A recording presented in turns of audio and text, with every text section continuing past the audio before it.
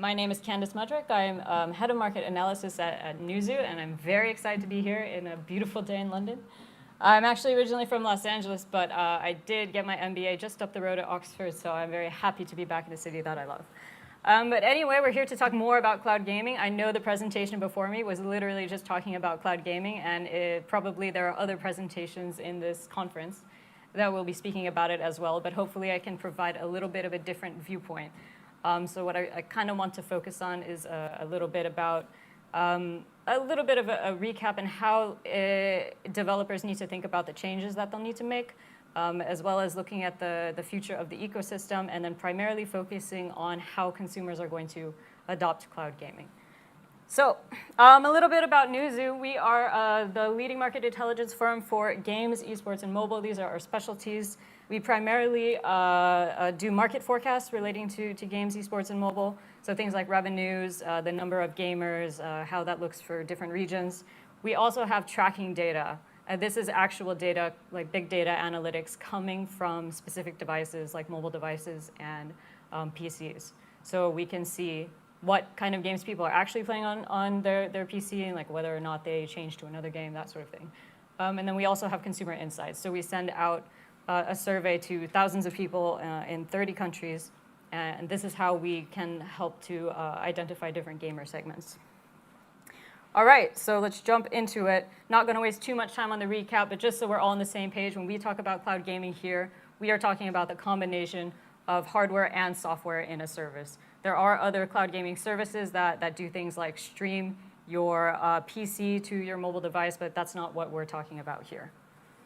And again, just a recap of why consumers are most likely to adopt it. It's the same reason in movies. It's the same reason in music. You can have access to much greater amounts of content for a much lower price.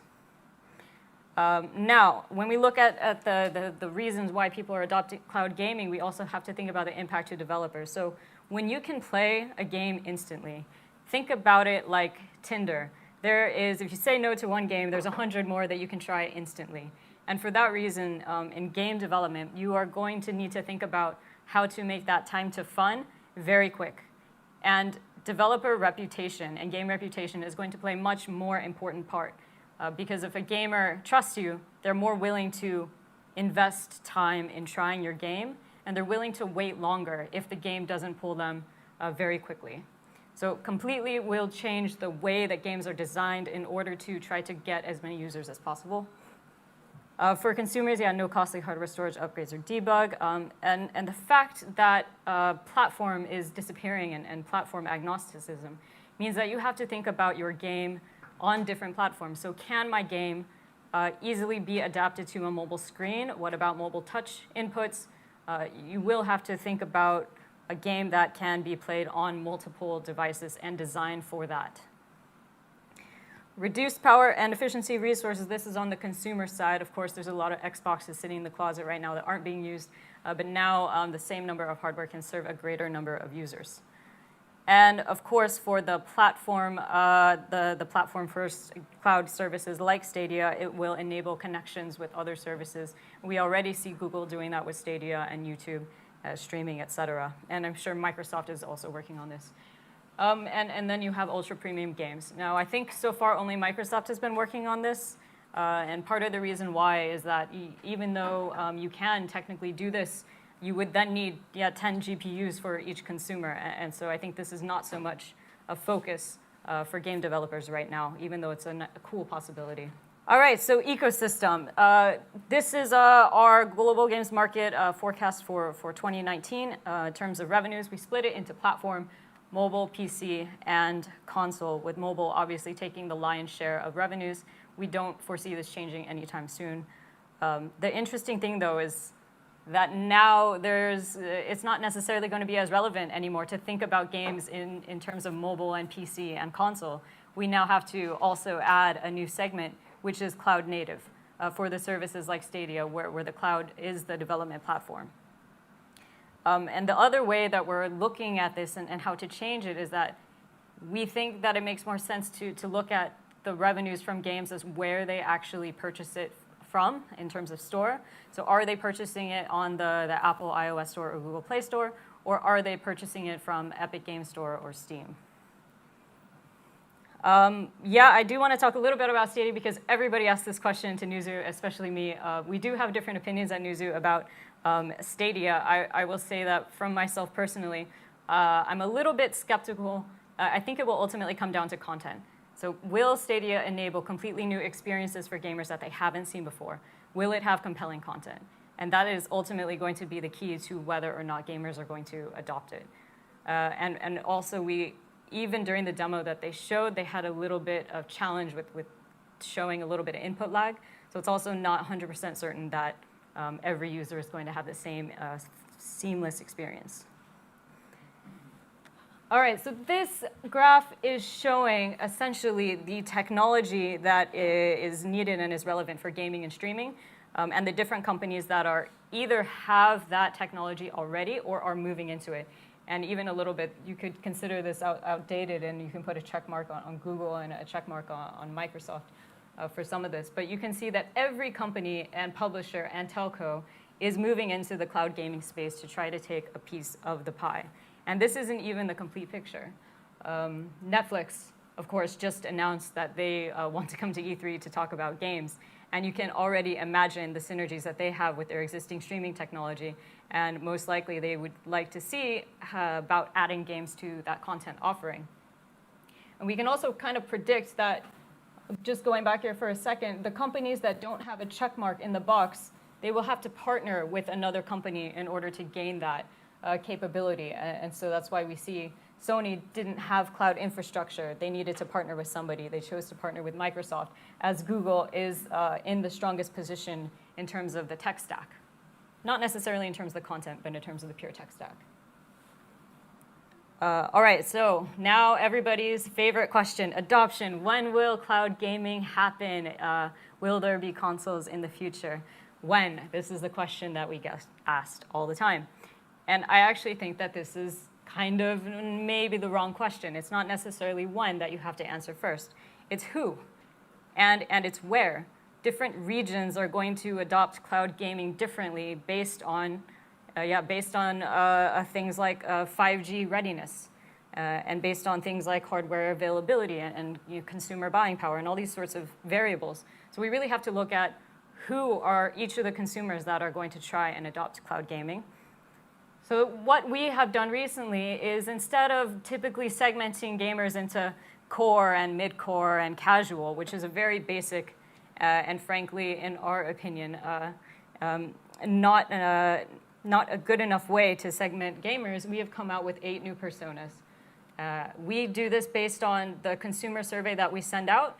And it asks different questions. There are 200 variables, and it asks different questions about your behavior as a gamer. So the 3 dimensions that we focus on to come up with these personas is 3 aspects of gaming. It's not just playing, right? There's also people that like to watch and spectate. Streaming is becoming ever more important.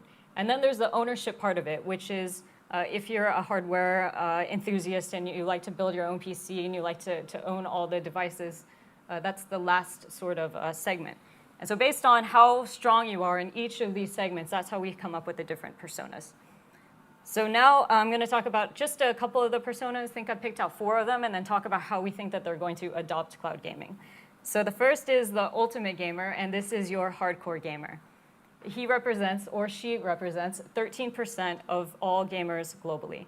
This is the person that considers gaming part of their DNA. This is the person that will have every console, every device, that has to try the latest game, that probably buys multiple games on Steam and then never plays them just because their interest is that strong. And at first, when you think about the ultimate gamer, you may say, well, he probably won't adopt cloud gaming because he already has all of the consoles. But actually, we think that this gamer profile will be one of the strongest use cases for cloud gaming if the cloud gaming service enables a new type of game that they cannot access elsewhere.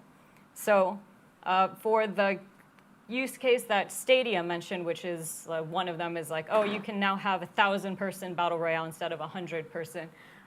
If it's something new and novel that you cannot get on a different type of game, then most likely Ultimate Gamer will try the subscription. And we bet that they will be first in line if there is like a free 1-month trial of the service, that they will actually adopt it. Not necessarily replace their others, but they will try it at least. We expect this to happen within the first year that a service like Stadia is announced.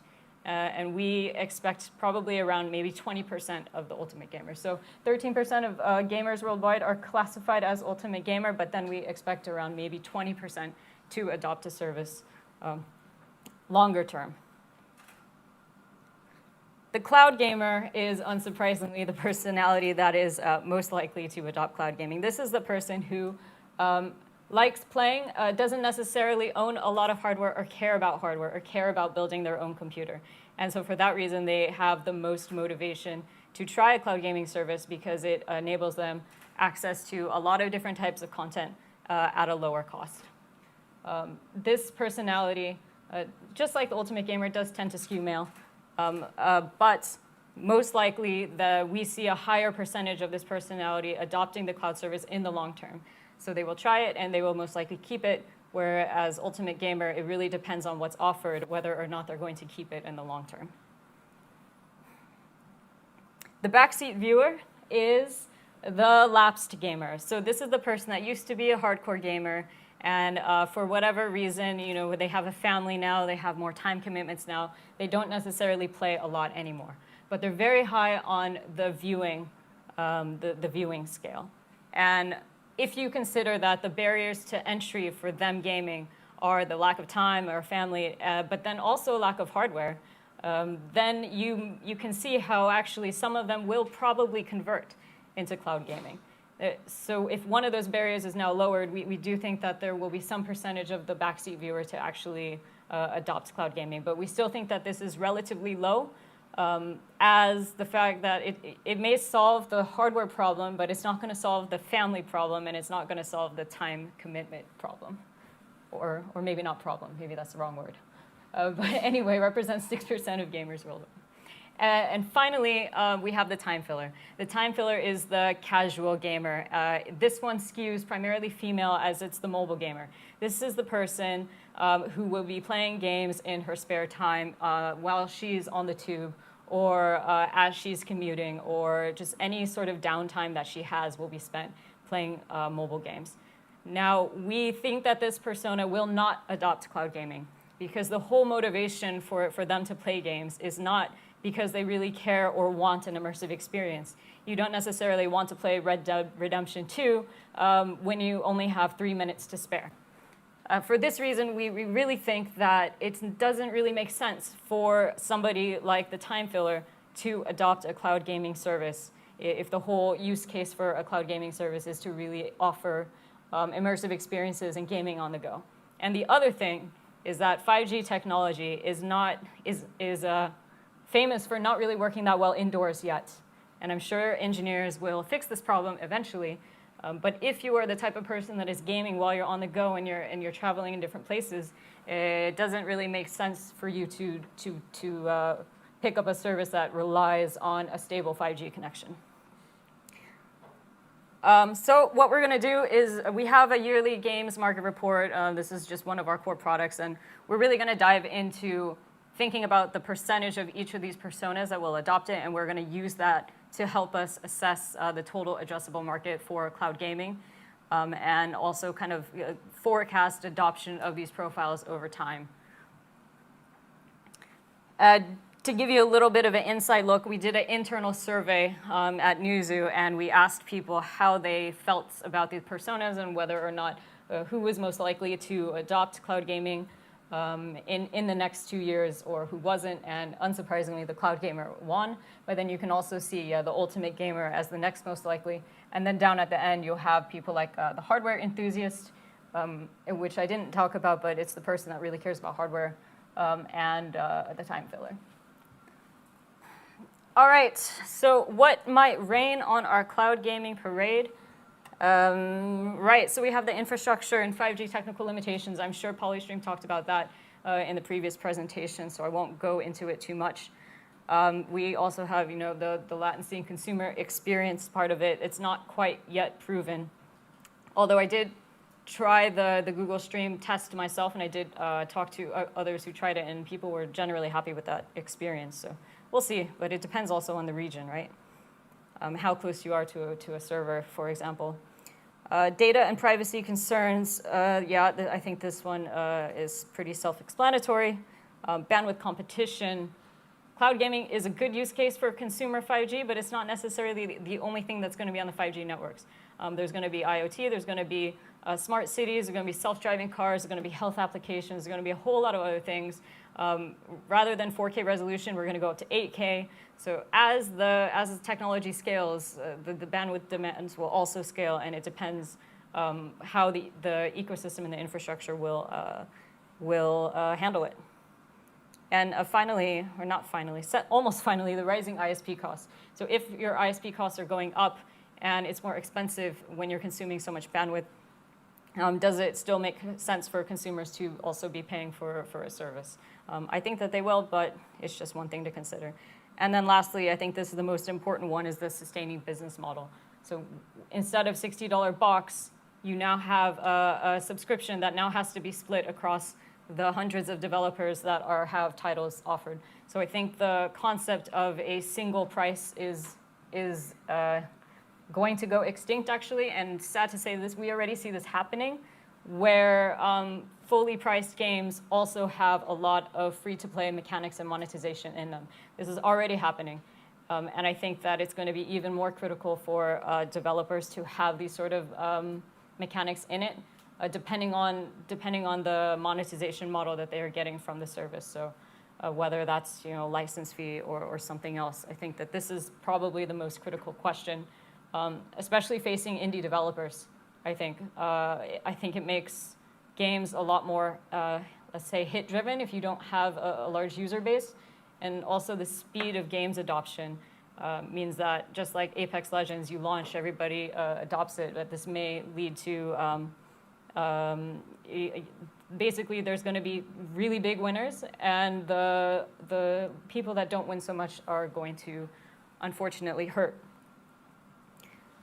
Hi, I was just wondering, you touched on it a little bit with the different percentages, but did you do the math on, or the estimate on what those will be in actual user base in the next few years, what between the cloud gamer, the ultimate gamer, how that adds up to, is it going to be 10 million, 100 million? How many people are going to be playing on the cloud, whether or not that is at the expense of consoles or in addition to, but just in general, what's the cloud user base going to be?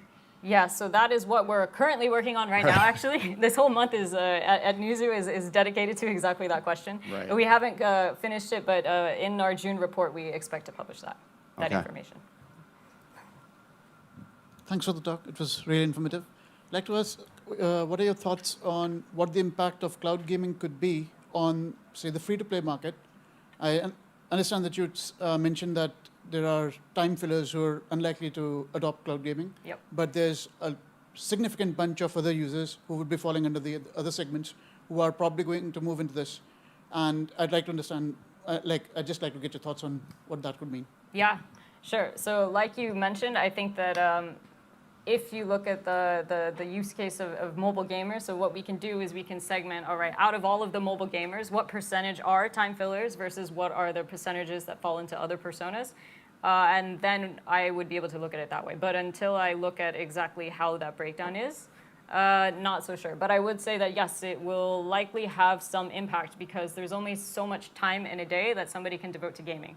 And so if they choose to game, let's say, Assassin's Creed on their mobile phone, instead of maybe they would have been playing a mobile game at that time instead, that obviously does take away from the monetization. So I would say that, yes, this is definitely going to have an impact for developers, and they're going to need to think about making all games sort of cross-platform or diversifying revenue streams or something to account for a potential change and shift in user behavior. On the plus side, those people that are using free-to-play don't have some of those business model problems. They already have a business model that works, if that can then work on cloud streaming as well. And then I think a further complicating factor is the regulation.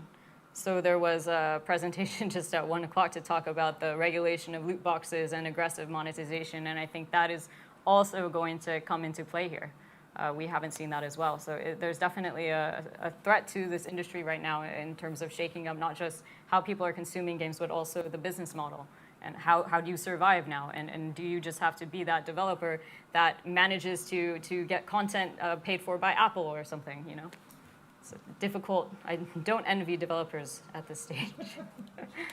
Well, that's a change, isn't it? Normally it's the developers that always come out on top. Yeah. Candice, thanks very much for your time. Thank you.